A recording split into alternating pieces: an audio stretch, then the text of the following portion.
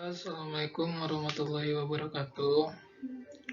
Perkenalkan, nama saya Fadil Zendrawan dengan NIM 120218426 dari SIM 4202. Di sini saya akan mempresentasikan modul 9 tentang modeling objek menggunakan state machine diagram. Dalam presentasi kali ini, Anda dapat memahami model objek state dan menjelaskan elemen-elemen penting dari diagram mesin UML. Nah, di sini adalah proses mapnya, proses map dari UML. Setelah itu, kita masuk objek state. State is 1A model or condition of being. Ada dua cara untuk berpikir tentang objek state, yaitu keadaan suatu objek adalah kumpulan dari atribut khusus untuk objek tersebut. Keadaan objek menggambarkan perilaku objek relatif terhadap rangsangan eksternal. Model ini mempertimbangkan definisi kedua. Setelah itu mengidentifikasi state machine diagram. Di sini ada state node cooling dan transition, terus idle dan heating. Dan diakhiri dengan final state dan initial state. Setelah itu, kita masuk status transisi. Status transisi mewakili perubahan status saat runtime.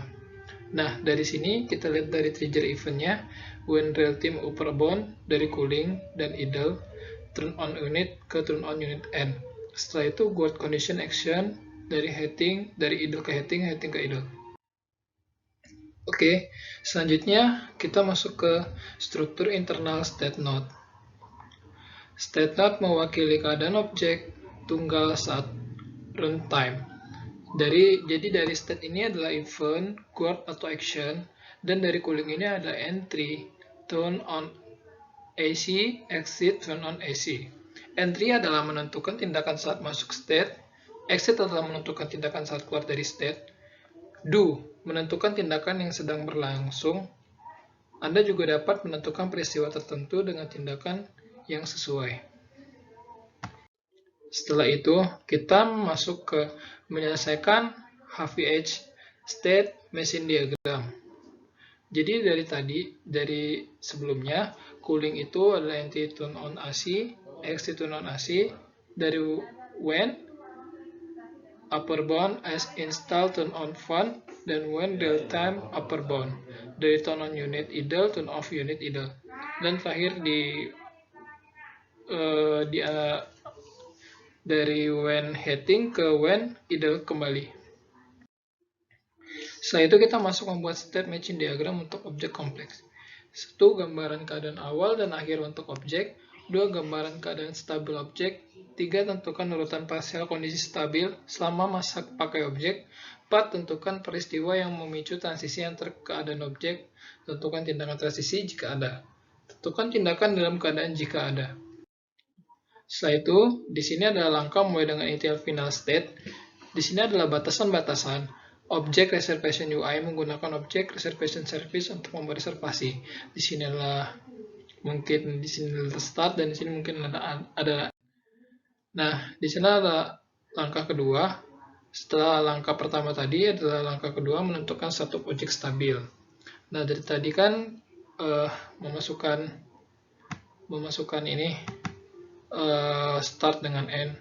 Nah, di sini kita masukkan status objek stabil cooling, idle, dan heating.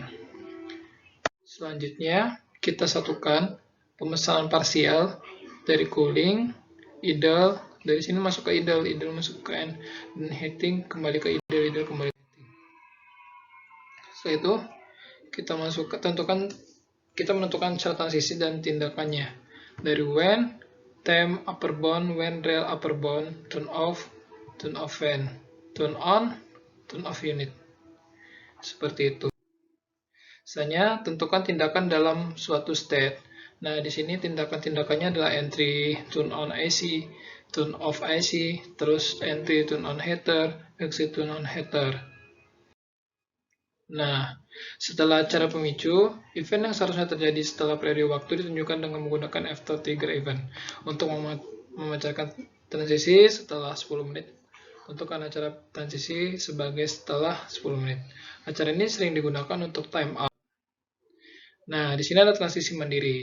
Transisi mandiri adalah transisi keadaan dengan keadaan yang sama untuk sumber dan tujuan transisi.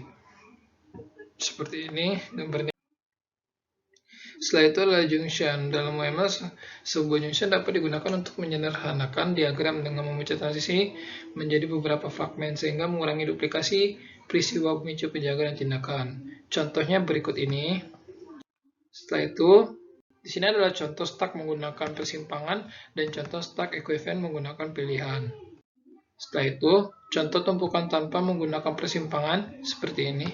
Contoh tumpukan yang setara menggunakan seperti ini.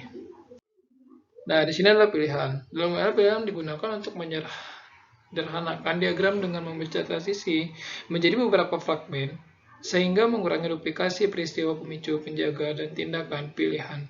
Juga memungkinkan evaluasi dinamis dari penjaga. Setelah tindakan fragmen, transisi sebelumnya dieksekusi.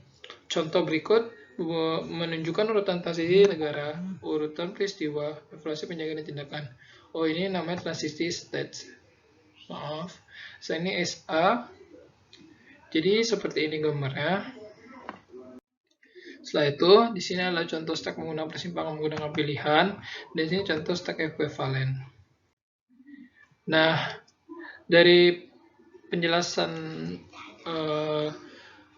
PPT yang saya jelaskan barusan, dari materi ini kita kesimpulannya adalah objek mungkin memiliki status yang mendefinisikan perilaku unik untuk objek. Dan kedua, diagram mesin negara menyediakan mekanisme untuk memodelkan status dan transisi dari suatu objek.